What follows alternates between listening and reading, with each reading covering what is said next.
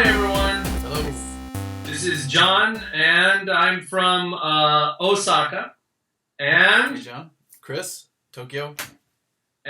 together we are two Throneys.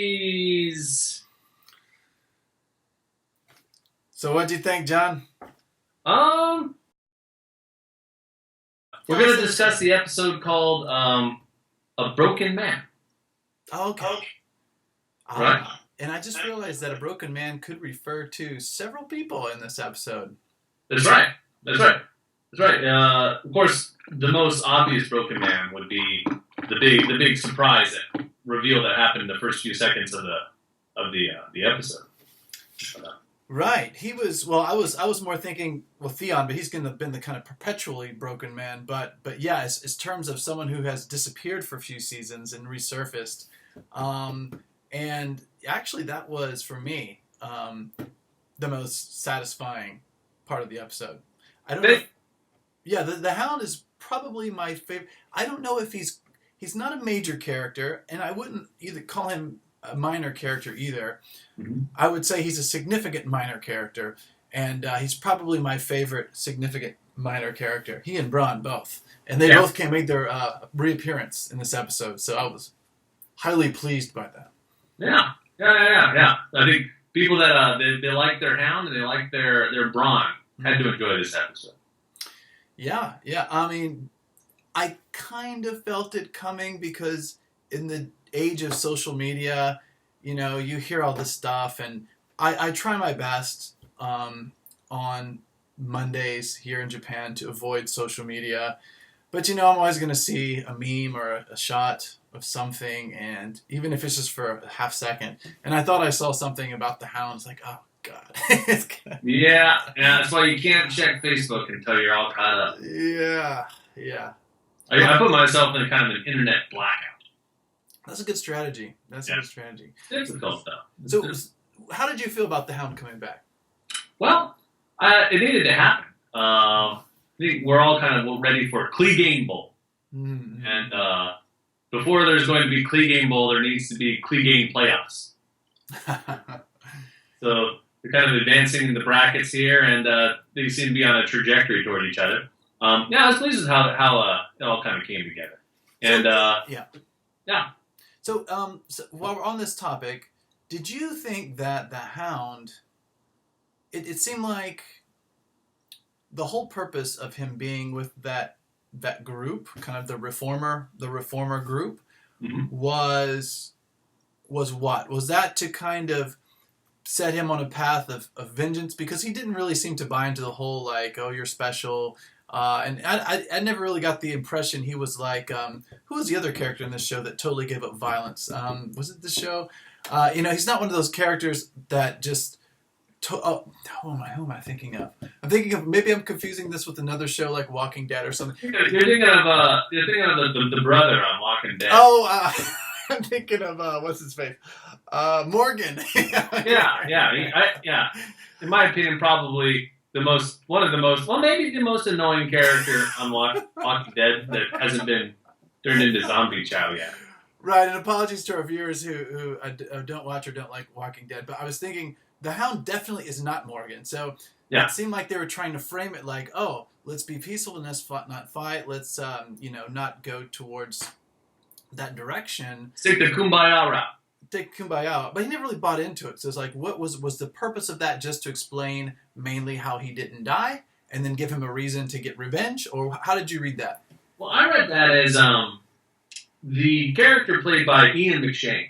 Mm-hmm. And Ian McShane was the old guy kind of imparting wisdom. By the way, Ian McShane is a fantastic actor. And he's played a really memorable, probably the most memorable role from the HBO television show Deadwood. Yeah, I've heard of Deadwood, Yeah. And so he was Swearingen. And so to get him in one episode and out in the same episode, kind of a big deal. Mm-hmm. And the reason why I think it's a big deal is because, in my opinion, that particular character and the philosophy that he espouses is very much the central theme of the show. and that is that war, basically, it breaks everything. It breaks the social order, it breaks entire countries, and it breaks human beings. Mm-hmm. And people don't ever recover from it. Mm-hmm. And it doesn't discriminate between good people and bad people getting killed. And good people and bad people don't discriminate between the good and bad people that they're killing. And so war just kind of goes and just screws everything up. And his philosophy about that, I think, is probably the closest to George R. R. Martin's philosophy in terms of, yeah, we think about war, we think about violence a lot, but really the people that manage to kind of move beyond that, those are probably the closest thing we have to real heroes. But at the same time, they're also the easiest ones to get taken out. Yeah, yeah. So basically, I mean, other than serving as a way to bring the Hound back in and set him along his path, you think it was kind of to have a commentary about one of the main themes in the show is that war's bad, basically. Yes. Yes. I think that was a huge part of that episode. Okay. And one of the most moving parts of dialogue from the book might not be that character, but a similar character, a peasant, basically, just kind of remarking about, man, this sucks. Going to war for people that I've never met and don't really care about, and fighting and killing, and war is always hardest on the peasants. So yeah, and also, John, I was just unrelated to this episode, but kind of related to what we're talking about here. That whole topic, it gets you really thinking about some of our favorite characters who are the most good, the best. Even they, like, if you think about some of the actions that they've done, you know, I mean, I'll give you an example. Like yesterday, I was watching the scene where Brienne goes to Sansa in the beginning when Sansa's with Littlefinger in the bar, and then she runs off and they chase her, and then she slaughters Littlefinger's guys. I mean, Littlefinger's guys were just like following orders. They were just, trying to probably work for Littlefinger, and they got slaughtered. So I mean, even like a character like Brienne, who is very honorable. I mean, everyone has blood on their hands, basically, in some way or another, and it's just because that's the way it is. Like, the violence is in your face. So, okay, so Hound. Now, the whole Game Bowl, how do you think this is going to tie in? I don't really see how it's going to tie in unless you have a prediction about that. Well, sure. I got a couple of predictions I can go into. Big prediction I have is I think that, well, they established that the three guys that kind of showed up, the Hound identified them as the Brotherhood, and then also identified the religious state as being, they follow the red guy. Oh, so that's the same group, like the Brotherhood Without Banners, that captured him before. Well, he keeps getting screwed by these guys. They captured him before, and he had to fight Beric, right, or whatever his name is. Is that right? Yeah, Beric Dondarrion. Okay, got it. And book readers are waiting for the emergence of a character called Lady Stoneheart. I know. Yeah, I've heard about her, but I don't think she's going to make her appearance according to. Well, I don't know, but that's what I hear. The showrunners have said that she's been cut out. Yeah. But the showrunners also swore up and down that John's dead and he's not coming back. So we can't really believe them. Mm-hmm. To me, it seems like the Brotherhood Without Banners has kind of converted itself from a kind of a law, standing up for the little guy movement. Robin Hood type. Yeah. And now they seem to be more of just almost a religious movement, and possibly even built on revenge. And if they are built on revenge, the people that they're probably most eager to exact revenge on would be the Lannister people. Okay, I see. And I noticed when the three of them kind of showed up, they had a pretty long look at the Hound. And so they recognized him. My feeling was the reason why the Brotherhood wiped out that group of Kumbaya people was because they were looking for him. And so that's why I suspect that his trajectory might be, of course, everyone's waiting for him to go there and just clean those guys out. Yeah, but you don't think that's going to happen. Well, the show's really good at subverting. Maybe joins them, who knows? Yeah, so it subverts expectations. So maybe that'll happen, maybe it won't. If it does happen, it won't happen in the way we expect it to happen. Right. That's my prediction. But it does kind of seem like, he's there to kick ass and chop wood, and he's all out of wood. Well, I'll say this. I'm just glad the Hound's back. He can go and do whatever he wants. I really it was pretty blatant metaphor. He picked up his axe there. At the end, he's ready to rock. So I'm glad. He has an axe to grind. He has an axe to grind. Yes. Just like missing a grindstone. Okay, John. So another thing, in terms of the most surprising thing, anything that you would like to start off with? I have one in my mind that was like, oh my gosh, totally wasn't seeing that. But what's your surprising thing? I mean, is Arya mortally wounded? Probably not, because of the reasons I stated the end of last episode. I think it would make zero sense for her to get killed at this point. But and that hasn't happened in the books yet either, right?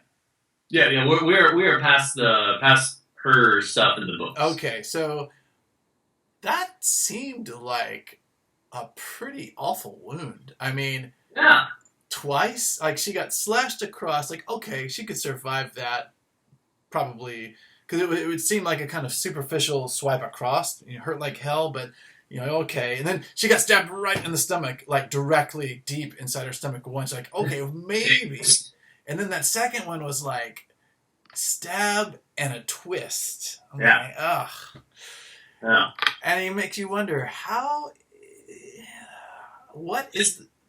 I got some that surprised me too. But after thinking about it a while, I got some kind of conspiratorial thoughts on this. Mm. And my big conspiratorial thought is that wasn't maybe that wasn't Arya. Now, the way she's kind of walking around, acting like she owns the place, didn't really seem Arya-esque. The way she just kind of throws money on the table. Where does she got that kind of cash? Do you know what? She's got the swagger, and she's got to know better than to think that, I could just kind of go through and, stick my finger to the House of Black and White and, skip town. No worries. And so she didn't have a low profile.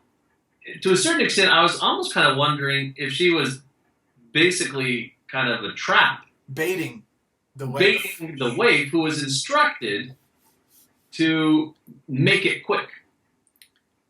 And the waif certainly did not make it quick with the whole stab you and then grind it, Right. And so part of me is thinking, is it possible that is Jaqen H'ghar? But then I think, well, yeah, he could put on someone else's face, but doesn't he need to take the face off the pork? Yeah. And also, can he just shrink his body size? What are kind of the faceless men? The physics behind this whole thing. My conspiracy is that wasn't her that got stabbed. I think she's still in a darkened room holding on the needle. And the needle didn't even show up. Yeah, I wonder how she could have done. Yeah, like, I'm not really sure. I mean, it sounds really plausible if there was a way for someone to wear her face. Yeah. But since she's not dead, it seems, I don't know. Maybe, we'll find out next. I mean, to me, that's more plausible than her surviving those wounds, unless she finds a fire priestess around the corner. Yeah. If it is Arya, I would imagine where she's going to wind up is with the acting troupe, and they'll put on some acting magic and act her wounds away. Okay. Well, anyways, I was surprised. I was surprised too. That really surprised me there. Any other thing that surprised you in particular, John? No, I think I'm going to go with that as my big surprise. That was your big surprise too. Okay. Now, one confusing thing was, and maybe you can help clarify this for me. Maybe as a book reader, you have more insight. So obviously, I think we can both agree that Marjorie is faking at this point. Like, Marjorie's totally faking. Yeah. I'm kind of glad. It seems like she would be good at faking. Yeah. I'd like to see her in the driver's seat. Yeah, I like to see her in the driver's seat. Now, when she first was talking to Grandma, I mean, so I could see her dilemma. She wanted to be like, no, Grandma, a wink, wink. It's really Marjorie, but this butch lady's standing right behind me. I can't give it away. And when I heard like the paper crinkle, I thought it was going to be like a written message, like very explicit, like, okay, don't worry, I got a card up my sleeve to play. Yeah. But it was a picture of a rose. So what kind of? I mean, obviously that's their house crest, or That's their house symbol. I took that to mean as, look, I'm still Tyrell to the core. Yeah. I think if just roll with it, Granny. I know like shows like to be very symbolic, but if I were Marjorie, I'd be like, Grandma, listen in great detail. I'm going to write very specific instructions for you and why exactly you should do them. Yeah. If the Queen of Thrones is like anyone's grandma, you're gonna have to like write it in really large letters. And get a huge piece of paper and fold it like 20 times. Yeah, I think that might have been. And it can't involve any kind of technology whatsoever. Yeah. I always have a lot of the qualms I have usually have to do with things that characters should be more explicit about. Like when they, I was watching What the Flick last year, and they were like, when Ollie kept talking about the wildlings, and why are we helping them? It's like, they should have sat that kid down for like 3 hours and just had a long chat and explained every single point to that kid. And I was just thinking a similar thing recently. What was it? Anyways, I can't remember now. But yeah. Okay, so I'm a Tyrell. I know what's going on. I'm just pretending. Wink, wink. Okay. So Marjorie is Marjorie. Maybe there's other meaning to it than that. That's how I interpret it. I think that's a very solid interpretation. I think that's the most likely interpretation. So let's see, another area. Okay, so for me, John, this was one of the more annoying things, and I don't know if you're always annoyed by this. I'm always annoyed by the fact that bringing the wildlings with you wherever you go, it's both a boon and a crutch at the same time, because it seems like it's always hard to get everyone on board. And it's not annoying in terms of narrative, it makes perfect sense, but it's just like, come on people, like, is it going to be where the White Walkers have to be at your doorstep before you're like, okay, we're going to work with the wildlings? It's like, oh God, like the wildlings. I mean, everybody gives the wildlings so much shit, like episode after episode, group after group. And I get it. I totally get it. And it's totally justified. But it's like, come on, people. We got a greater threat here, Yeah. Yeah, I know what you mean. There are a little bit the whole, gotta get the wildlings on board with what I'm doing. And then I gotta get everyone else on board with me having the wildlings on board. I get it. It's kind of like, all right, show, you can stop hammering us with how difficult this is. Yeah. But maybe it'll have a payoff. But I know what you're saying. There's a little bit of fatigue element involved in that. Yeah, it's not so much. I mean, I understand. It makes perfect sense, but it's just like, I almost feel John's like, oh boy, here we go again. Another house to convince. They're going to ask me the wildling question, and I got to tell them. Yeah. They're in our ranks. It's like politics. Like, Hillary's going to roll her eyes next time she hears the email question. It's just kind of like that. All right. Like I said before. Here we go again. Yeah, I know, right? So I kind of sympathize with John. Surfer and Mexico's going to pay for it. Right. Yeah. So that was kind of annoying, and but other than that, I did like the line though when John and Sansa were at that other lord's castle or keep or whatever it's called, and he had a pretty good retort. He's like, you know what? Yeah, we were serving the Starks, and then your brother Rob hooked up with a foreign woman. And again, I mean, this kind of goes back to what you were saying earlier about how, in war, crazy things happen. And like, even the people that we think of as the typical heroes, it's like, look how many problems Rob caused, because of, his, because he was, horny, and he liked that woman, and he fell in love with that woman, and wow, what a domino effect, that keeps coming back to bite them in the Stark ass every time. It's tragic. Yeah. The things we do for love. Yeah. So the reaction of House Glover was for me the biggest disappointment this episode. And I wasn't disappointed with the show, but rather with oh man, come on guys, I get it, but you gotta stick up for these guys. I mean, the Boltons are the Boltons. They know that. Yeah, Glover's the one with the one that I was just referring to, right? Yeah, the Glovers, they were the ones that said basically, take a hike, lady. Oh yeah. Especially when John had to bring up the email scandal, his version of the email scandal, right? The wildlings are in his forces, right? Yeah. If you were John, how would you? Do you think you would have a better diplomatic strategy with being like, could you possibly tell Northerners we got wildlings in our army in a way that won't freak them out? Like, do you think there's a strategy he could use to make this work better for him? Yeah, it's called branding. Instead of calling them wildlings, call them like irregulars. For regulars that have joined our ranks. And where are they from? I don't know. We found them in a forest somewhere. But they're pretty well organized. They got some kind of training. They're kind of tough. North of the wall. They're good to go. Right. You're going to like working with these guys. Yeah. Rebrand them somehow. That's what I would do. Yeah. Oh, I will say this though. One of the cooler moments of the episode was when the giant was like, the giant's not going to kneel before John or anything, but he's just going to be like, snow. Okay, that's cool. That's as good of a acknowledgement you're going to get from the giant guy, like who hasn't ever really said a word. So I like that because I was like, he's not going to kneel or anything. I was like, no, of course not. He's the proud giant. But he's like, he gave him the nod. He's like, snow. So I like that. His name is 1-1. 1-1. Okay, right. Yeah, gotta love me some 1-1. Well, I feel like they need to include that giant every time they do the tally. I feel like they're like, oh yeah, we got 1,000 wildlings, we got like 100 of the Mormonts and 63 of these, and one badass giant. Like they gotta include the giant in the tally because that giant's at least worth 100 men.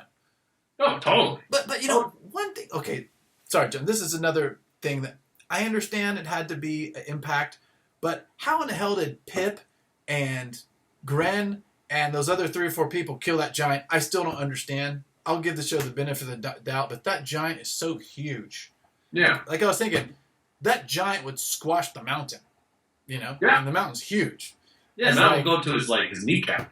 Right. So, I kind of felt like back in season, was it last season or the season before last when they had the big fight on the wall? Yeah, I think it was the season before last. Okay, season before last. I felt it kind of undermined the badassery of the Giants when one of the Giants died just to Gren and Pip. Is that right? And like 3 other Night's Watch guys. Really? Maybe they got super lucky. But I think that giant is not going to be taken down by 5 people. No, unless he's a pretty weak giant. Yeah, maybe he was the little brother of 1-1. Maybe that's what it was. Yeah. So we move on to most satisfying thing. Oh yeah, go ahead, John. My most satisfying thing would have to be introduction of a new character, and that is Lady Lyanna Mormont. Ah, okay. Like Child ruler. Ever. Okay. Very, very, very much enjoyed that scene. Did you enjoy it because you already knew her character in the book and you were kind of looking forward to it, or was it a totally surprise thing and you just really liked her character, her persona? I don't think she's never showed up in the books. Okay.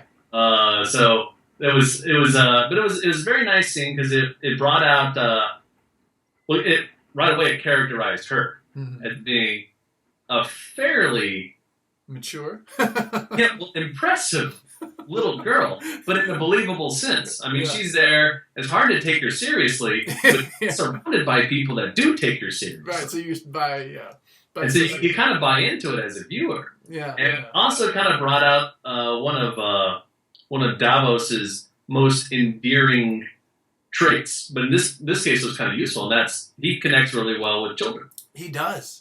And so it was really interesting to kind of see that that fatherly, grandfatherly thing kind of get brought out of him. And it was I kind of thinking about that. And then they go back to where Shireen had her fateful father-daughter barbecue. Oh, yes. The campground where that all went down. Right. And I'm thinking maybe next episode or sometime soon, old Davos is going to find out what exactly happened to Shireen. Oh. He's at the scene of the crime, right? He's not going to take that well. Well, I don't know. I mean, I think he realizes he's serving a higher calling now. Like, I mean, I think not a higher calling. I think he knows that his role is super important because Jon needs all the help he can get, and he needs someone that kind of has been there, done that.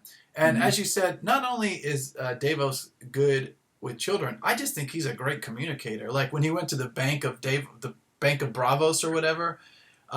Even when Stannis is like, I'm the king, Stannis is so stern and grim. He's just like, I'm the king, give me some stuff, Yeah, he's a level-headed character. He's very level. He's just so practical and level-headed and a good communicator. And I guess because of his poor upbringing, like because he grew up in very impoverished ways, he's not like Theon where he's going to say words like gallivanting. He'll say the words that, it's just simple speak, but in a very meaningful that didn't learn how to read until a few seasons ago. Right.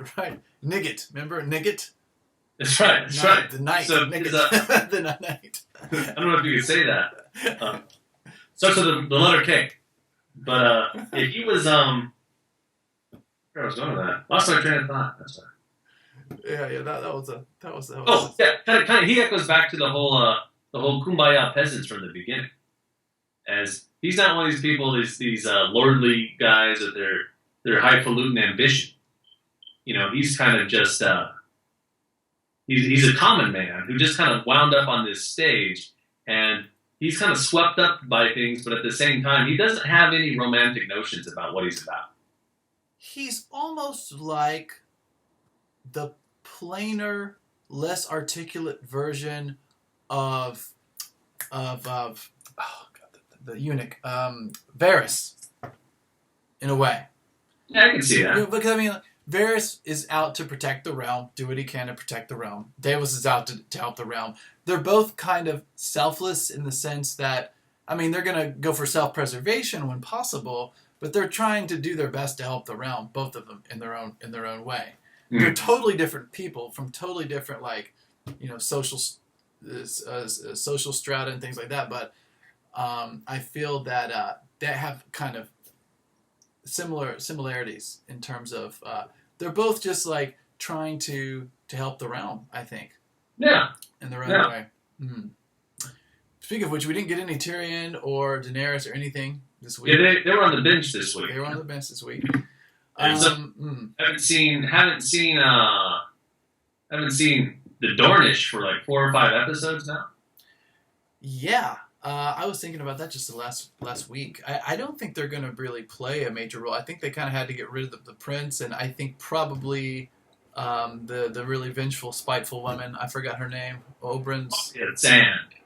Right. Probably she'll have some important part, important but limited part in this.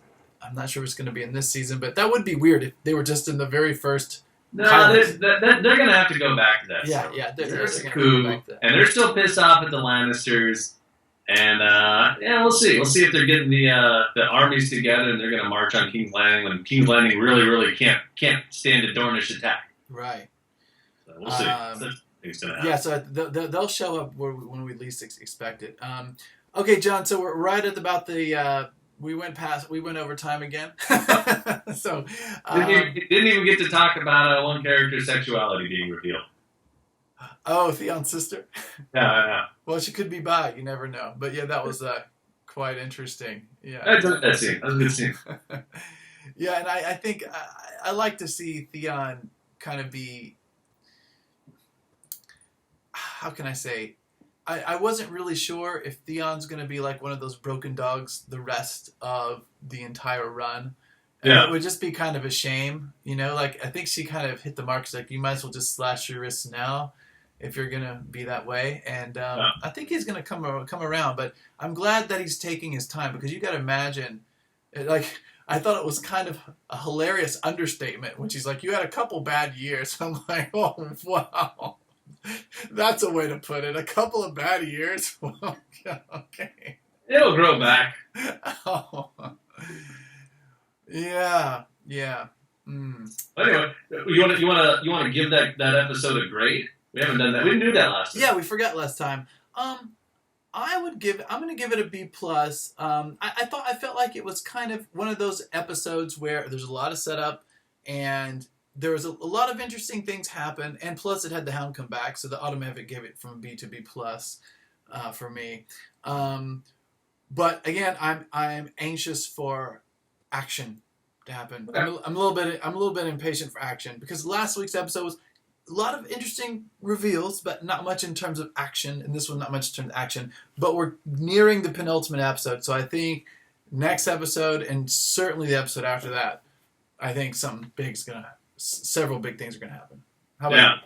I'm gonna give it an A minus. The minus is because like you, I'm craving a little bit more violence, a little more action, but. I give it an A just because I really dug what they did with the Septon swear engine. Coming in there and kind of, in my opinion, doing a really elegant job of crushing it in one episode and kind of giving the whole what I consider to be the theme of the entire show. Yeah. Oh, that's true. Yeah, that was interesting. Like I said, he was a major actor. Yeah. Ironically, he was the one that said the show was nothing but tits and dragons. So, did you? Ian McShane said that. Yeah, I don't know if he was, being a little ironic or whatever. I think maybe he kind of revealed something about the Hound coming back before the episode came out, and there was just Google his name and tits and dragons and see what you come up with. But he seems like a very interesting character. It's the same that. Because he was, I guess, a cutthroat too, and reformed cutthroat. Sure. So he was kind of he was the Morgan. That's what it was. He was the Walking Dead's Morgan, I think. And in terms of, let's be peaceful, let's not go back to that way. Violence causes more problems. Except Morgan does it in a very annoying way. And this guy was actually kind of cool. So this guy didn't seem like he's trying to get in anyone's way. Yeah.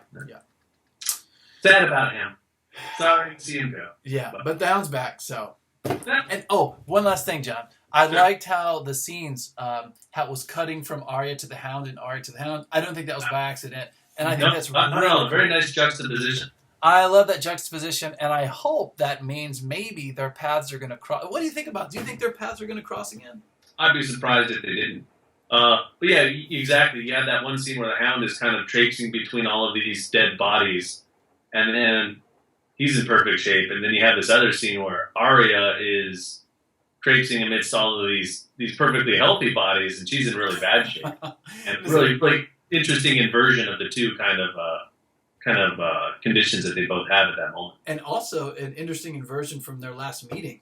So when they were actually on screen together, it was the exact opposite situation where he was mortally wounded and she was fine. Now she's maybe mortally wounded. Seems like it. I mean, be hard not to be in that case. We'll see. All right, John. Always a pleasure. Thank you very much, Kris. Thank you, John. And thank you, YouTube viewers. All 12 of you. All 12 of you. We do it for you. All right, talk to you later. All right, see you later, John. Bye-bye. Bye-bye.